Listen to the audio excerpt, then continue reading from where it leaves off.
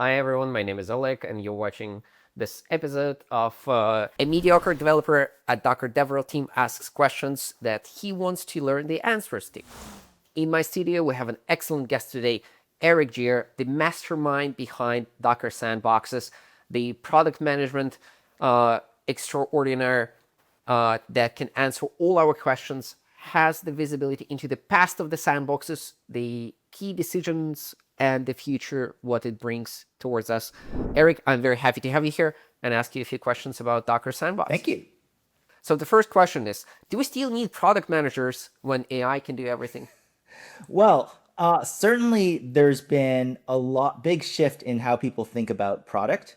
It's actually more like software engineers becoming closer to product managers. As AI gets better and better at writing code, it becomes a lot more about how good is your taste, both from a technical perspective and from a product perspective. Now, the secret of product managers are there's no true skill that a product manager has other than taste. Everything else is very replaceable by other roles. Having great taste is never. Never gonna go out of fashion. Right. So with that icebreaker out of the question, let's get serious. Let's talk about Docker Sandboxes. So we have this product. It's isolation for AI agents, providing you with security boundary so you can leave your agents to run in autonomous mode without oversight, without actually wreaking havoc on your host machine or stealing all your secrets.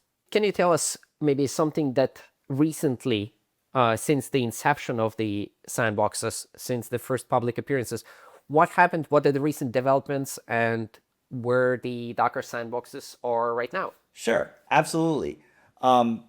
First of all, the broader industry is starting to really realize the need of sandboxes, especially as companies are starting to look into things like computer use, as well as understanding the true power of running coding agents in full loops.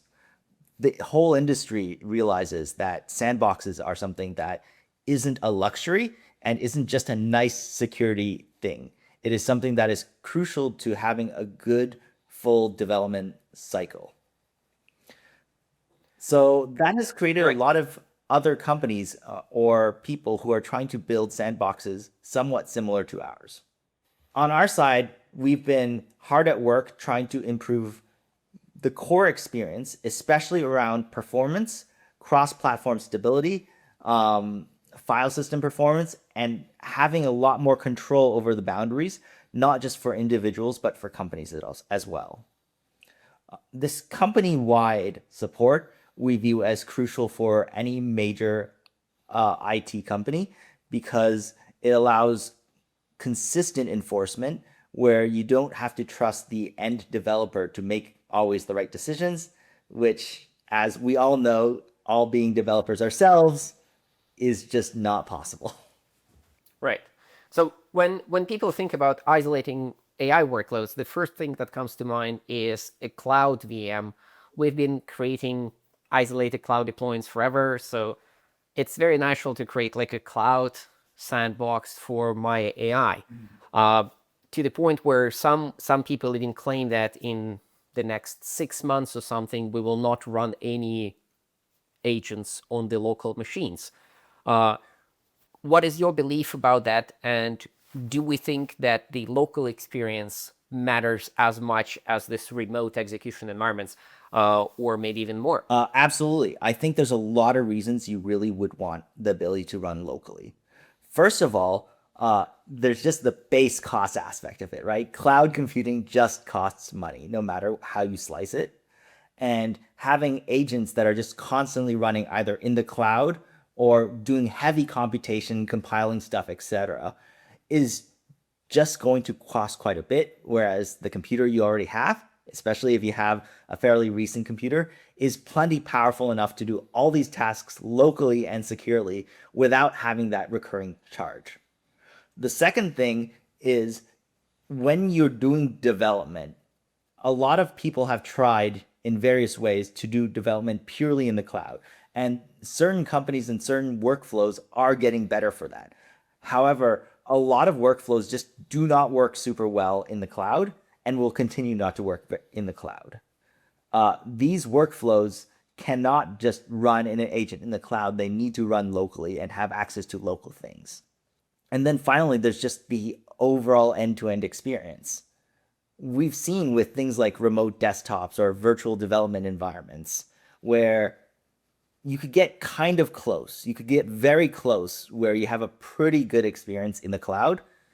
It never is quite as comfortable or good to use as local. And so you'll always want that local experience if you can do so securely. And we offer the way to do so securely. Yeah, that tracks with my personal experience. Whenever I want to develop something, I start with the local machine. It has access to the necessary pieces that I own. It can sort of be me when I do that. And then I can think about deploying it somewhere to the cloud and then granting it access as its own entity. So that is all good. That makes me very happy with the sandboxes as they stand. What do we think of what the near future will bring? Are we concentrating on this base isolation level for the AI agents? What's our security sort of model and the threat model we're trying to protect against? Absolutely. So as we've been learning more and more about how to secure coding agents, we're starting to come to an unassailable fact. Until you have read the code that an AI agent generates, that code should be exactly as untrusted as the agent itself. So if you believe that sandboxing is necessary for the agent, it is just as necessary for its generated code until somebody who can understand the code can read through it and make sure it's not malicious. We see this as something that's going to become a huge problem in the industry, especially as more and more non-developers throw their hat into the ring. Product managers, VPs, etc., all want to start writing their own code and having something that works. But if you don't read the code at all, or you don't know how to read the code, then the agent then gets control over anything that code executes. Sandboxing any of the generated code by an agent is going to become the next important thing that we're going to have to do. And this requires a bunch of different things to make it work as you would expect. First of all, it's going to be the ability to sandbox generated code. That is not much different than what we're doing with agents today. However, if you want the code to be able to do stuff, especially do stuff like show graphics, then we need to be able to display UI and sandbox not just terminal applications, but user interfaces as well. All the solutions today, such as remote desktop technologies or X forwarding, are either a little bit outdated or don't perform as well, especially on a local machine, as we would like. So we're going to have to investigate solutions and see what we can do there. But we're confident that we can build something that will let you run applications sandboxed, even if they are graphical. Yeah, lack of human oversight like literally means that you're shipping slop. And you said that people will need to read the code to have any confidence in opinions about the code. And there was this recent episode. So I follow Mitchell Hashimoto, the co-founder of HashiCorp, right? And he's currently working on this ghosty terminal. And he had this social network interaction where he claims, oh, Fable is great at orchestrating those smaller and like previous generation models for writing code, and the outputs are pretty good. And somebody challenged him by asking, like, how does he know that the code is great and that it's a sufficiently well organized machine? To which his response was, I read the code. I know because I've looked. So yeah, reading code will you need to verify the artifacts. You need to trust them, and you either put your trust into the AI, and then it is the same as running the agent itself, or you assign somebody to blame with their professional life and reputation on the line, and then you treat that as an application. Absolutely. And it's funny because developers themselves are already overwhelmed with the amount of code they have to review from their own generation. Now you have people from all over the company asking, hey, can you just review my PR? I generated with Claude. I don't know what it does, but can you just merge it now? Right? And it's not dissimilar to the historical cases of somebody coming to you with a startup idea saying, hey, I have a startup idea. You do all the development.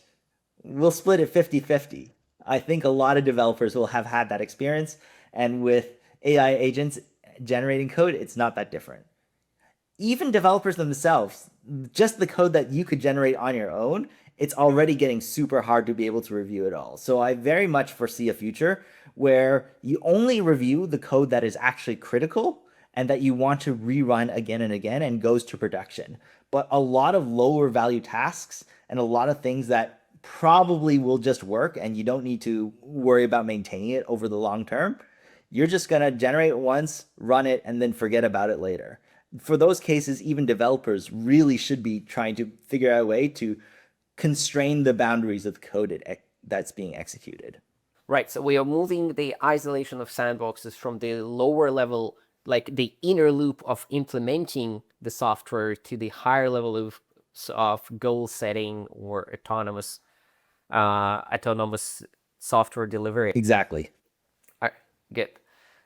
All right. So Docker sandboxes are going forward. We are building hard those isolation primitives. We are envisioning that the problem will move up on the stack, application stack that is. How can ecosystem participate in that? And how can teams and people benefit from the building block that Docker sandboxes are? Whenever I want to try sandboxing and see how well something works, I always start with the shell. This is just a blank sandbox with Bash, which a very enterprising DevRel person in our company decided to create in order to get some experiments done for himself. But that's just the best way to get started. It's very good for one-offs. Once you want to really start giving it to other people or using it as your new standard as a way to use it, this is when you want something a bit more declarative.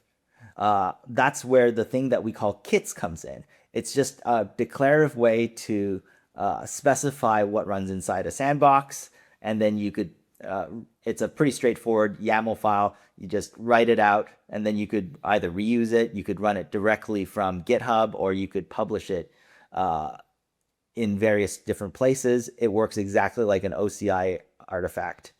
And that's the way you kind of can build out sandbox products for yourself.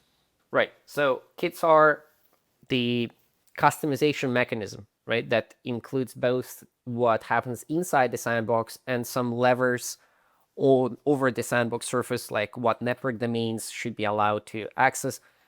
So when I want to integrate my agent within the sandbox with any third-party system, I could do it with a kit. Exactly, right? Exactly. You can specify anything that we can specify for an agent-specific behavior inside a kit, including any customizations to make an agent run a bit more smoothly, inject things like context into the agent so that they know how to run within a sandboxed environment, as well as extend the functionality with what we're calling mix-ins, which are kits that let you install things like applications or add additional settings into an existing agent rather than building one from scratch yourself. What is your favorite kit for sandboxes that people can look at as an example of what they can implement? Stay tuned on this. We are going to be publishing more on Docker Hub very soon. But I really like the VS Code mix-in. That's one of my favorite, which I use a lot. It allows you to run Visual Studio Code remote inside the sandbox, where you can connect to it outside the sandbox. And that's how I personally like to work a lot. I learned how to do that a lot during the pandemic, as I'm sure a lot of you have. and this just makes it work seamlessly. Nice. That's a great example of bringing together very different pieces of the ecosystem, a UI application as VS Code, running inside the isolated micro VM. It's a match made in heaven. Thank you very much, Eric. Super insightful answers to the questions. Thank you for providing some clarity on the direction where we think the sandboxing and isolating AI agents is going. And thank you for your time. You're welcome. Thank you so much.